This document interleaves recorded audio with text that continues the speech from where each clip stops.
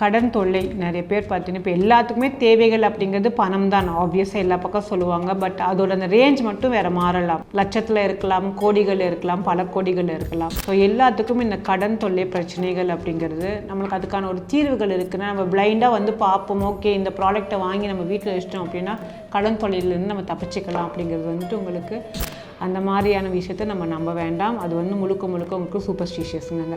அப்போ உங்களோட ஜாதக அமைப்பை மட்டும்தான் பார்க்கணும். ஏன்னா அதில் மட்டும்தான் உங்களோட விதிகள் இந்த டைமுக்கு இந்த பிரச்சனைகள் இவங்களுக்கு வரும் அப்படிங்கிறது நம்ம ஜாதகத்தை தெரிஞ்சுக்கலாங்க. அந்த மாதிரி இருக்கிறவங்களுக்கு நம்மளுக்கான தீர்வுகள் என்ன அப்படின்னு பார்த்தீங்கன்னா அப்லிஃப்ட்மெண்ட் ரெமிடிஸ், அதாவது உங்களுக்கான ஒரு மேன்மை பரிகாரம் அப்படிங்கிற விஷயத்தை நம்ம கொடுப்போங்க.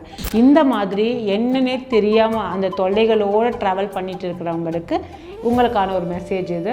ஹிப்னோடைஸ் பண்ணுறது, மெஸ்மரைஸ் பண்ணுறது, நம்மளுக்கு வசமாக எப்படி பண்ணிக்கிறது அப்படிங்கிறது தாந்திரிகத்தில் உங்களுக்கான பரிகாரங்கள் இருக்குது. அதை நம்ம செஞ்சு கொடுக்கணும்.